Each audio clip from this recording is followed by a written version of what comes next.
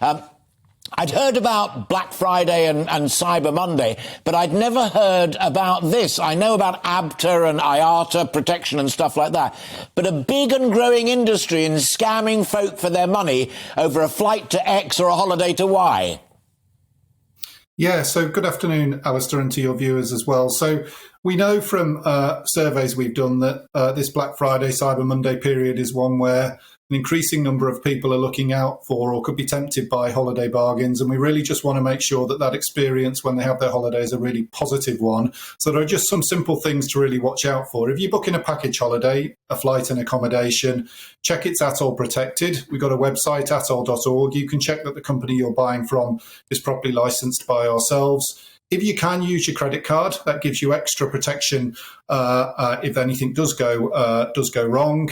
Also, look out for those hidden extras. Are you sure what the full price is? What's the luggage allowance? Will you have to pay for some extra luggage? And of course, take out travel insurance. And that means hopefully your experience will be really positive. But if there is something that goes wrong, you're protected and there'll be somebody there to help you if there is a problem. Are there any particular venues, locations that seem to be particularly vulnerable to this? You know, if I fancy going to the south of France or going to Turkey or Cyprus, wherever it might be, an extra warning because you and your colleagues at the CAA know that that's where the fraudsters are operating. So, Alistair, I wouldn't say it was a particular destination. It's more around the increasing use of online to book holidays. We know up to 3/4 of people think and do book holidays online now, an increasing number of younger people as well doing that.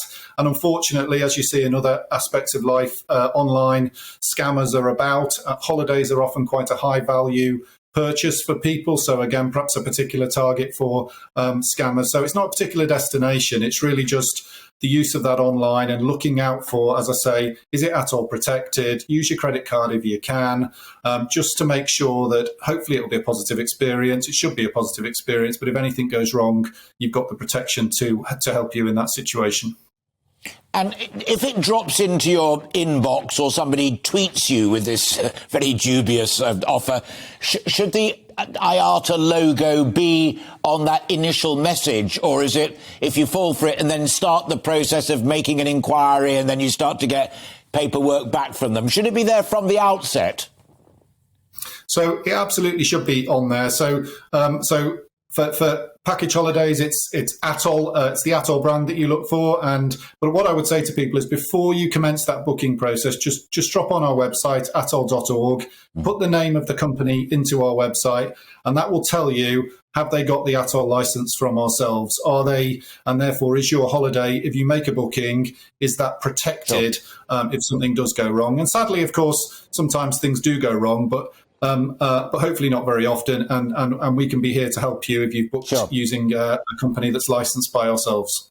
Yeah, and not only licensed, but also the bond, so that if things did go wrong, then you have a financial fallback position, which clearly you wouldn't have if they were not part of ATOL. Absolutely. So if something does go wrong, for example, before you travel, then we would be there to provide a refund under the ATOL scheme. If you are overseas, when something goes wrong with your travel agent, then we would help you make sure that you get back from wherever you are. And we do that when there are, unfortunately, a small number of failures each year. We're there to help people in those situations.